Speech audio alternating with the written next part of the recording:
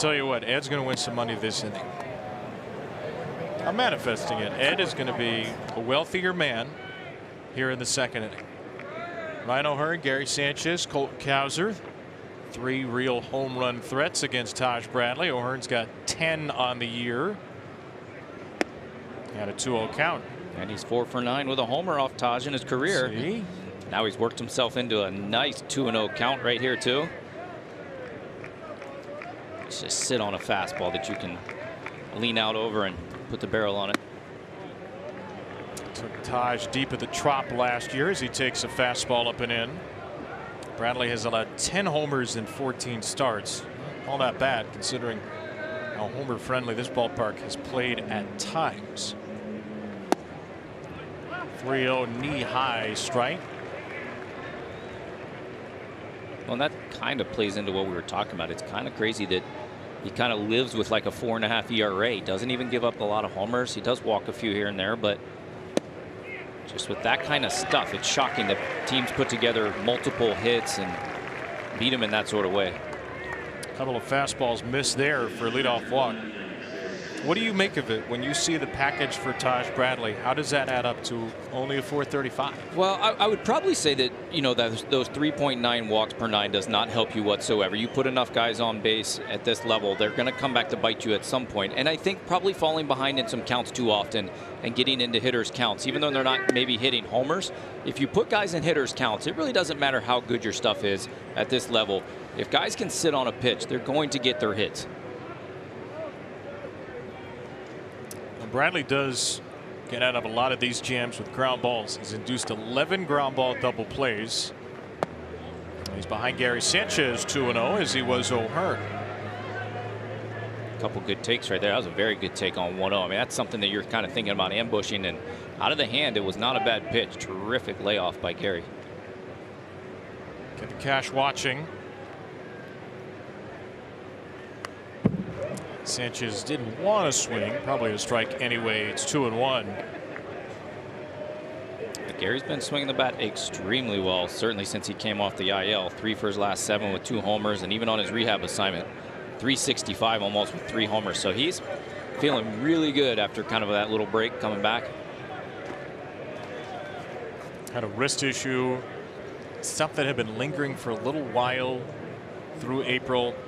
Like Jordan Westburg, 2 guys who are maybe not playing at 100%, took their time on their rehab assignments to get back to 100%.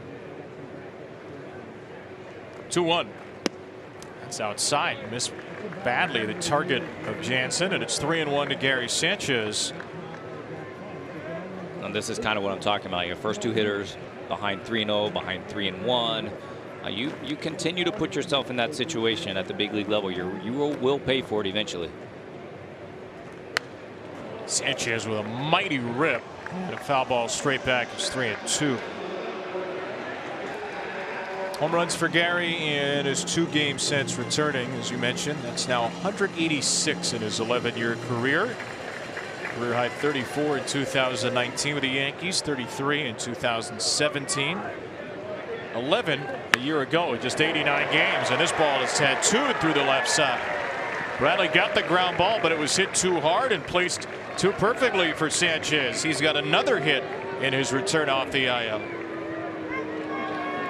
So 2 on, nobody out, and the Orioles are set up beautifully for Colton Cowser, who did this off of Zach Littell yesterday. Yeah, Littell had gotten him with changeups over and over again, but this time he went to the slider inside, and Cowser pulls those hands in, barrels this thing. This is an absolute rocket out into right center field. I actually saw him in the locker room today, you know, and told him, great swing. He said, yep, dumb pitch. I said, well, you know what? They make mistakes too. That is such a Colton answer. And by the way, he just got a splitter. The first splitter that Taj Bradley's thrown in the game. Orioles Insights presented by PNC Bank. Brilliantly boring since 1865. I mean, check that out. In the last 8 days, he's getting 51% off-speed pitches. And that was what he was alluding to, was that he had really struggled with the split last night. And you know, we all thought he was going back to the split again with 2 strikes, and then he throws the slider in there, and Colton hammers it. So There's no doubt with some men on base, I think that was a show-me fastball above the zone, and then he's going to get a pretty steady dose of splits right here from Taj Bradley, you would think. Maybe one of those big curveballs at some point. The low fastball maybe to throw him off the scent. 1-2. Well, the Orioles have faced a couple of really smart teams and intelligent pitching organizations, the Tigers and the Rays. Typically, that pitch being an exception from Littell, if you can't hit something, they're just going to keep throwing it at you. And that's what Colton's seen. And he sees the curveball way high out of the hand here, 2-2. Yeah, I mean, he has struggled not only just with splits, but I mean, he's struggled with a little bit with just off speed and breaking balls in general. So, it's something that as a young hitter, he's still a very young hitter, obviously. It's something that you just continue to work on, continue to get better. I guarantee you they will be in that cage with that pitching machine going. They will be throwing all sorts of stuff off that machine and working with it. You see pitching coach Kyle Snyder over there. 2-2. That ball is drilled, a hanging splitter up in the alley right center. It's gone! Back-to-back nights with a Colton Cowser home run. This one a Weaver, and the Orioles explode for 3 off of Bradley. Yeah, a rocket 99.9 miles an hour off the bat, 380-some feet out there. Cowser now with 4 home runs in his last 12 games since coming off the IL. Also, there are some guys coming off of that list that the Orioles have been waiting for a while, and they've come off that IL swinging, baby. I love it. Back-to-back nights with a homer for Colton Cowser. The Moobirds are out here in Tampa. Cowser with 2 hits in the series, both long balls. What a start for the O's. And that is $500 for our guy Ed. Ooh, you I called told it. you. I was going to put you on the spot and ask you who was going to do it, but I couldn't bring myself to put you on the spot. Great call, though. Ed, you're welcome back anytime. 0-2 for Coby Mayo. 84th home run for the Orioles this year. And that's a hanging splitter right there from Taj Bradley. Oh, that is the definition of a hanger. Man, the splitter that's at the top of the zone. I mean, I can't wait to get a reaction on that one tomorrow, because it's not a stupid pitch. It was a stupid location. Good idea, poorly executed. Yeah, there you go. Good take by Coby there on that curveball. You can see with the box on the screen where that pitch starts. It goes all the way through the strike zone. 2-2 for Mayo is at a much more confident stretch. And then, oh, that's called a foul tip third strike by Shane Leivensparger, and Mayo is stunned. Colton is stunned. And Coby Mayo is going to go back to the dugout here.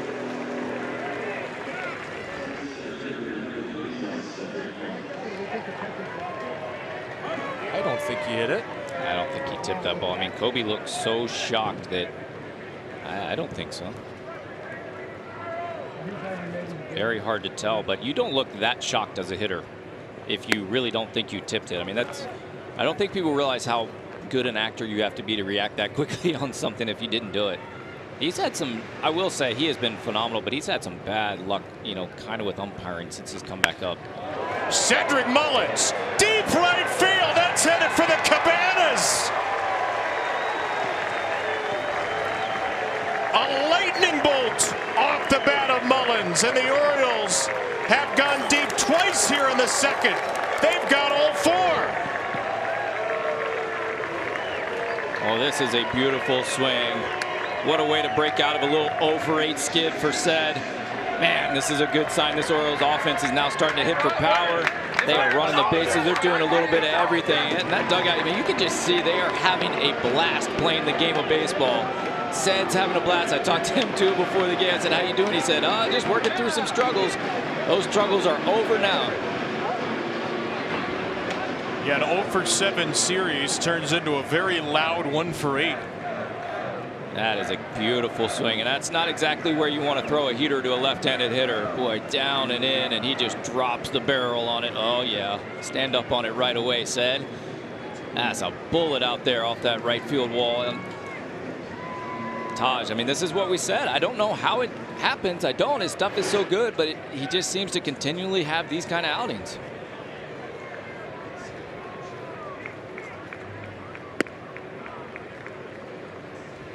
It's funny for Sed this year, pretty close to the plate. Pretty much all his damage has been middle away. And yet down and in there, he was all over that Taj Bradley fastball. And the Orioles swings this inning are the swings of a team that looks like they're executing their game plan perfectly. Good takes too. Jackson will take one right at the top of the zone. Yeah, they've had some really good takes. They've laid off the strikeout pitches, which has been huge. And then they've attacked the first pitch a couple times right there. Sed did it. Jackson got ahead in the count and hit a bullet his first time up. And then Jackson muscles this one down into right center field. The Orioles' fourth hit, fifth base runner of the inning. There's still only one out as Holiday adds to the fun. Yeah, that's kind of a little payback for that 109-mile-an-hour bullet he hit in the first inning that got caught out in right field by Caballero. But this one kind of jams him up a little bit on the fist, but just gets enough of it to get it out in the outfield, and we'll call it even for the day. That's some not quite grown man power from 21-year-old Jackson Holiday. Now Westberg, seventh batter of the inning. Down and in for ball one.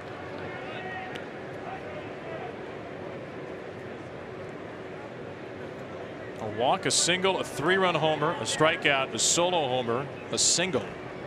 We've already seen Kyle Snyder come out to the mound.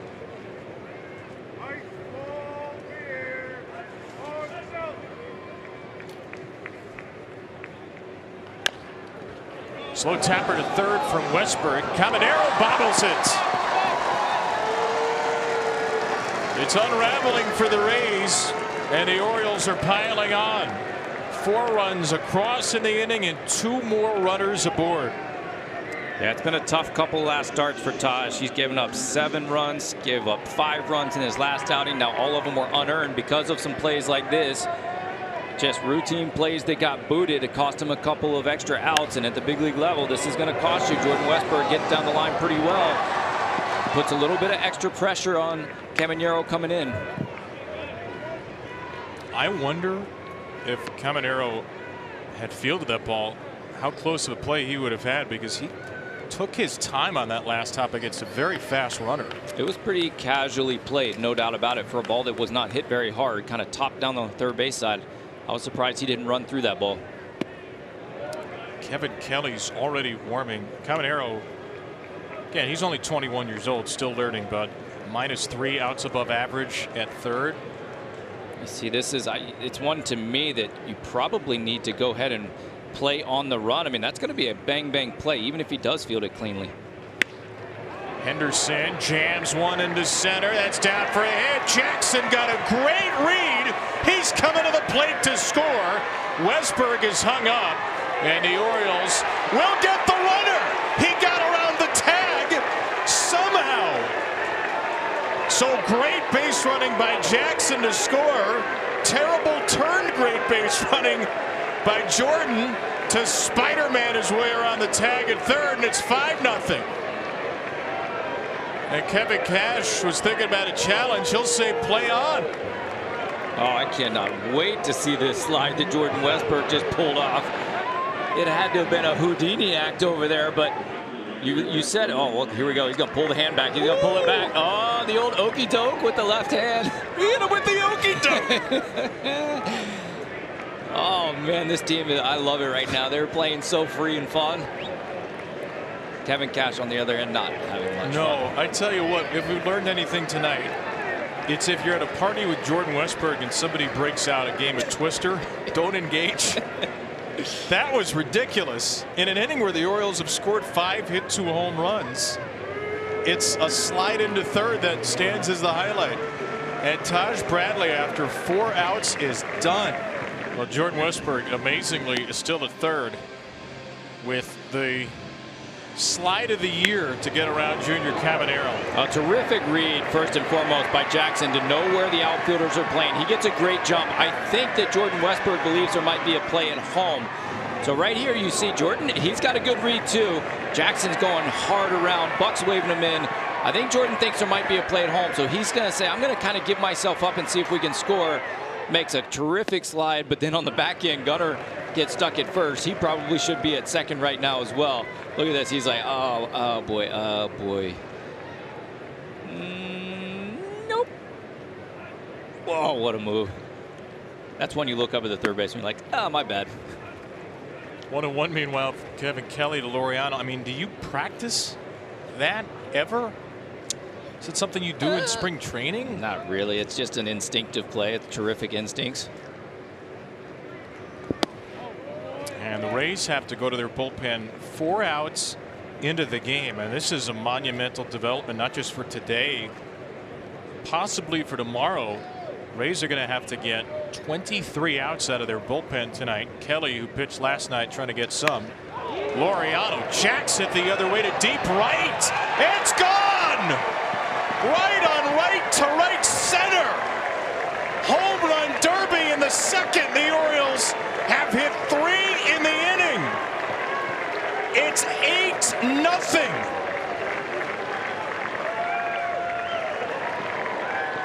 Well, how good has Ramon Lauriano been for this team? 2 big hits last night to drive in too.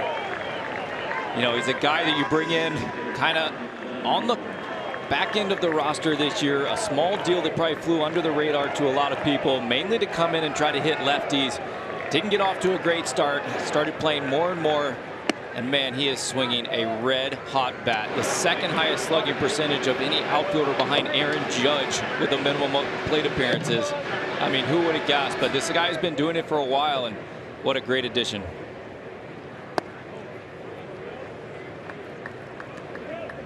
Home runs from Cowser, Mullins, and Lauriano. A 3-homer second. The Orioles have twice as many runs as they have made outs. 2-1 now for O'Hearn, who led this inning off with a walk.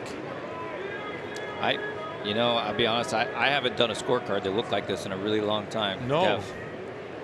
It's turned into a Jackson Pollock second inning scorecard. O'Hearn muscles one to center. And there's a Bronx cheer from Yankee Stadium South. This is just a beautiful swing. Kevin Kelly sidearming, sinking down and in on you. And so strong, such a beautiful approach to go the other way with that pitch. And we know that that right field plays pretty short here, kind of like Yankee Stadium. And hey, you got to hit to the park. What a great swing by Ramon. What do you think it's like in Ed Benton Jr.'s house right now? Dollar bills are just raining down from the ceiling. He's online ordering stuff right now. Oh my gosh. He's just buying all sorts of crazy stuff. The greatest Maryland Lottery fast play contestant of all time. 2-0 to Gary Sanchez, who singled. So Taj Bradley's night is over after an inning and a third. 6 hits, 7 runs, 6 of them earned. Walk 1, struck out 2, and remember the strikeout he got in the inning didn't appear it should have been. Coby Mayo was called out on a foul tip, and on replay it didn't look like he actually tipped the ball. Yeah. And you know, Trevor Rogers has been sitting a long time, so it'll be interesting to see how he comes out and handles that. But the one good thing about it is, man, he can pitch free now.